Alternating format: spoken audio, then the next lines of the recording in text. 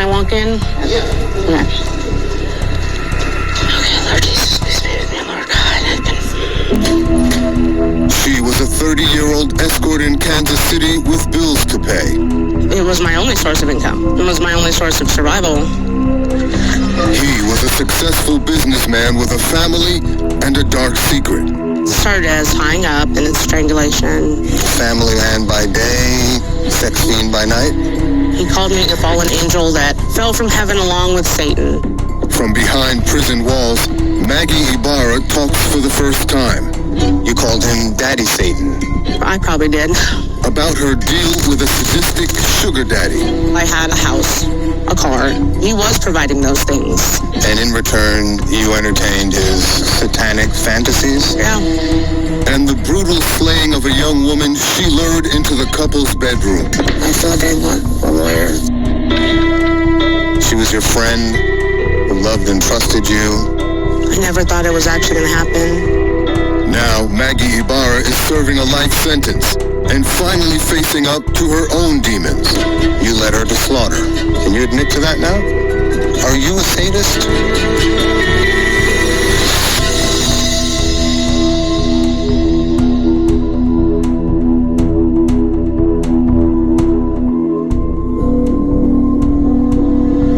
Sentence.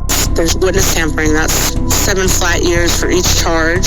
They gave me a harassment charge, which is a 5 flat years also. There was enticement of a child, which was a 30-year sentence. And then they gave me a life sentence. It all began on Valentine's Day 2020. Local businessman Michael Hendricks' wife and kids were on vacation. He was on the internet, scoping out a certain escort. What might have ended in a single transaction became a twisted year-long love affair with a combustible mix of methamphetamine, money, and sexual sadistic murder. A case unfolding tonight, hours after officers uncovered human remains in rural Jackson County. The shocking crime lit up the airways. It's the home of 40-year-old Michael Hendricks. Maggie Ybarra, Hendricks' girlfriend, is charged too. Both killers are now serving life sentences for the strangulation murder of 32-year-old Mackenzie during violent three-way sex in Ybarra's Kansas City home. Hey, Maggie, please have a seat. I'm David. It's nice to meet you. Sorry, I'm already crying.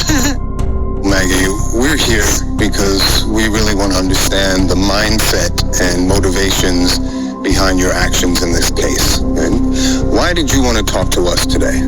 I kind of prayed about it, asked God to guide me, and I want to use this as a platform to be honest and to apologize, and also to bring awareness to the fact that this could happen to anyone.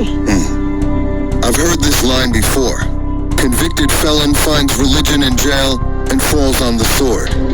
I'm skeptical, of course, but I want to hear Maggie Ybarra out and find out why a young woman was murdered in her bed.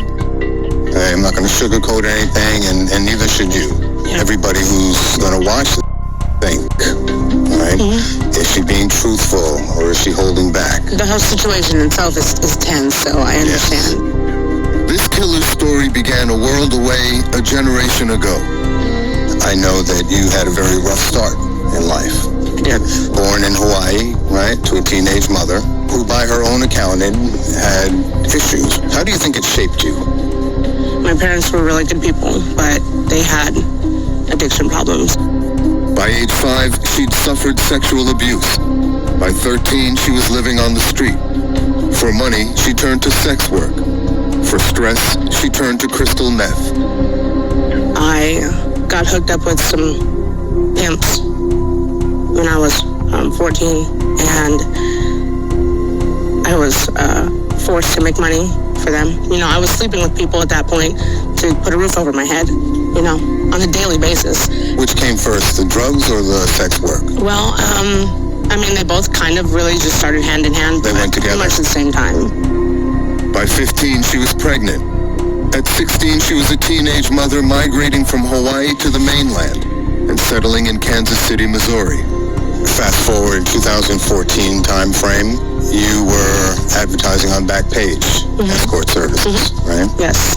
Was sex work your main source of income? It was my only source of income. I see. It was my only source of survival. You meet a successful businessman named Michael Hendricks, right?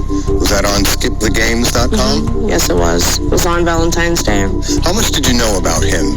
Nothing. He was just a client. He contacted me and said, hey, I've been looking at your ad and my garage door will be open. Here's my address. And that's just the way that I lived my life at the time. Michael Hendricks owned a thriving IT company and a 3,000 square foot home with plenty of space for his wife and 3 children. He also had a helicopter hangar in his backyard so he could enjoy his hobby. He posted videos about it on his YouTube channel. Hey, Internets. Tomorrow I'm going on a repositioning flight. But Hendricks had another interest too, a secret sexual fetish with violence and killing. Did you know he was married with kids? There's a huge picture on the wall in his house of his wife and his children and himself. Was he kind of living a double life, family man by day, sex fiend by night? Yeah, I guess you could say that. And it was more just he had demons that he kept hidden from everyone. The two made an unlikely couple and a kind of Faustian bargain. From the record, it sounds like it started out as an escort-client relationship. It did. But evolved more into, maybe you could call like a sugar daddy relationship.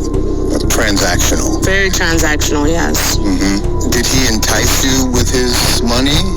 It just felt like I deserved to be able to come out with a foot on top.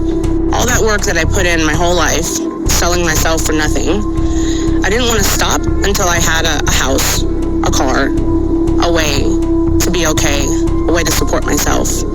And so he was providing those things. His money paid for your apartment? Paid for my house. Bought you that Mini Cooper? Cooper, yeah. Right. Employed you? He did employ Sounds like me. in name only. Yeah. And in return, you entertained his sexual desires. Which were disgusting and horrible, yes. Sounds like he was a sexual sadist. Yeah. In fact, he wore those perversions on his sleeve or actually on his back. On his back, yes. How about his tattoos on his back? They were scary. The first time I ever seen them, I knew something was wrong. And I didn't let myself accept that it was not going to be okay. In the center of his back, there was a demon. Took up his entire back, basically. He had angels that were performing sexual acts on each other. He had, the demon was strangling an angel with a chain. Strangling an angel? Holding it up in the air while the chain was choking it. Barbed wire. Was it obvious to you that he had some kind of fixation with violent sexual fantasy? It started to kind of become a little clear. And you yourself, did you find yourself in a position of indulging his dark satanic fantasies? As an escort, yeah. Someone who's reaping the benefits of it. To keep the money flowing? Yeah. That's the job, right? Of the escort. To make them seem, there's a saying that a lot of escorts say, and it's a trick knows that they're a trick, but they don't want to feel tricked. But Ybarra's twisted role was about to become a violent reality.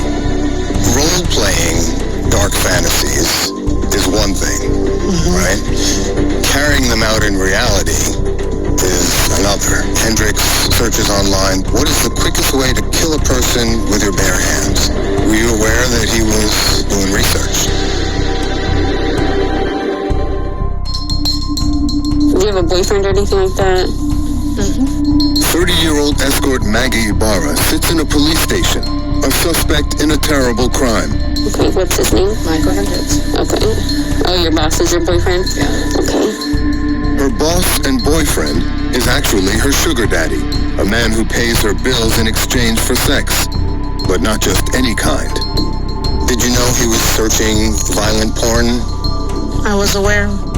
Hendricks' fascination with violence and murder, and Maggie Ybarra knew his secret.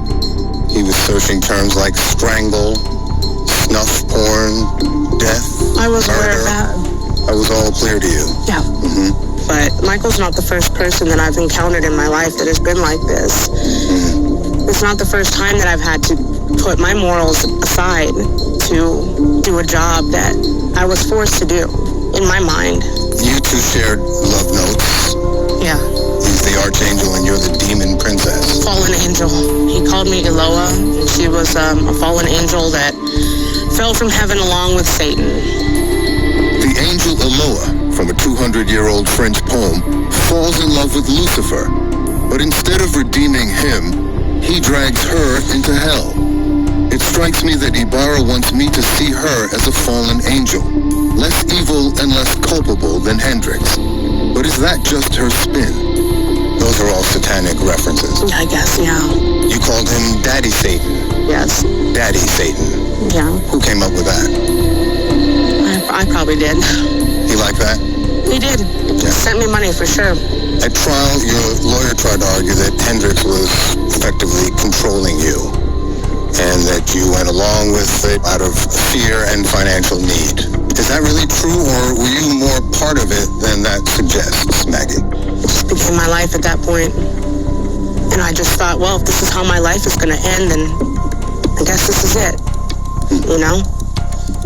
And at that point, I accepted everything that was happening. Role-playing dark fantasies is one thing, right? Carrying them out in reality is another, right? Which did you think was going on? I never thought it was actually going to happen. He talked about it a lot, though, right? So did other people that I was with. It was never something that I thought would actually... Look at his life. Look at everything he had, you know? I never thought it was actually going to happen. 6 months into their relationship, Hendricks' sadistic obsession seemed to intensify, and his fallen angel says she convincingly played right along. September 2020, Hendricks searches online the question, what is the quickest way to kill a person with your bare hands? Were you aware that he was, sounds like, doing research? You were? Did you talk to him It wasn't about new. that? I mean, it was nothing new. Did you talk to him about that? He talked to me about a lot of things, especially during intercourse. It was something he liked to talk about. So you knew he was fantasizing about killing someone in sex? From the very first day I met him. From the first day? From basically the first day I met him. First it started as tying up, then it started as strangulation, then it started as other things. It just progressed. You were